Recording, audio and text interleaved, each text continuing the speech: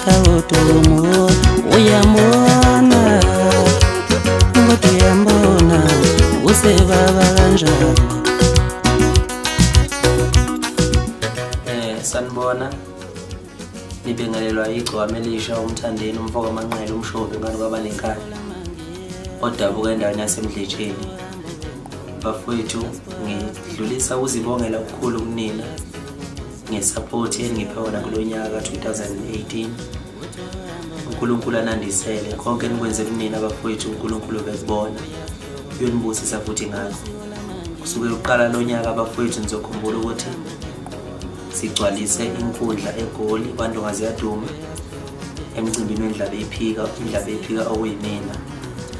Laphinde bafuthi bafowethu nangeseka nasemcimbini eminingi ehlukahlukene ebikhona njengompucuzeko wokukhukane zakho eyenziwe ngozakwethu. Bafowethu kwabamnandi kakhulu lonyaka wonke bafowethu. Ngithanda ukuthi uNkulunkulu embusise ngenikwenze kumina ikakhulukazi unyaka ngoba usuphetha nje bafowethu. Sengithumelile inhloli nami bafowethu ngiyayizwela futhi ngezami indlela. iCD yeGcokama Elisha ubisi ikhala wona wonke amaqhuba, ikhala kuzona zonke izindawo, emateksini, emotweni ezincane, angazi asemabhalweni noma yakhala. Bafowethu lokho enikwenza kumina kuyangijabulisa kakhulu. Yaphinda le album yeGcokama Elisha yashaya i-gold disc ingakaphumi nengoma ethi ithula mntanami, nayidownloada kakhulu okhombisa ukuthi umculo wami ngiyawuthanda futhi nisazophila nami yonke le minyaka, nisazoqhubeka nokungeseka nokungithanda. Ngiyabonga kakhulu bafowethu nikwenza kumina. uNkulunkulu anibusise. Bese ngingakhohlwa sengiphetha, ngicela ukungakhohlwa lapha enye insizwa yakamcuni enkandla engiyifeaturishe lapha kwi-album yami yeGcokama Elisha, utrack number 7.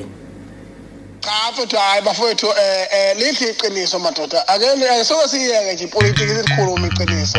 Umfana ufike wayigqugqumezela inhlaba inhlanzeko. Yaluthengisa uduma lwami lento ngayiphiwe emazulwini njobo ngona nje. Yaluthengisa udumo lento ngayiphiwe Isho ngiyigitha ungizula emculo bafowethu. Ngizwe kuthiwa insizwa iyazalwa ngomhla ka-5 lo wakusasa.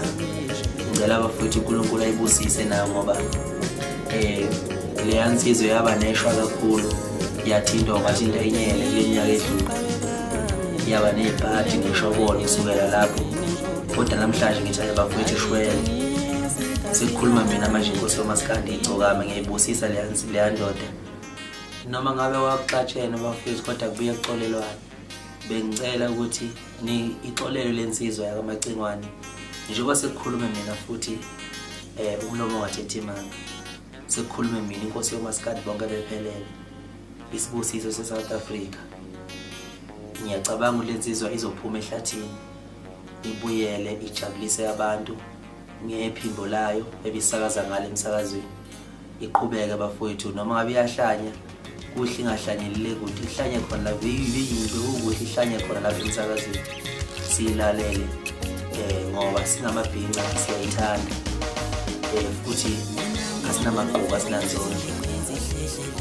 Bafowethu ngizocela ukwehlala ngezansi njengoba inhloso yami bekubonga nje lo mculo wamaskandi ningabalandeli bomculo. Ngiyamthanda kakhulu uNkulunkulu angibusise. Bye.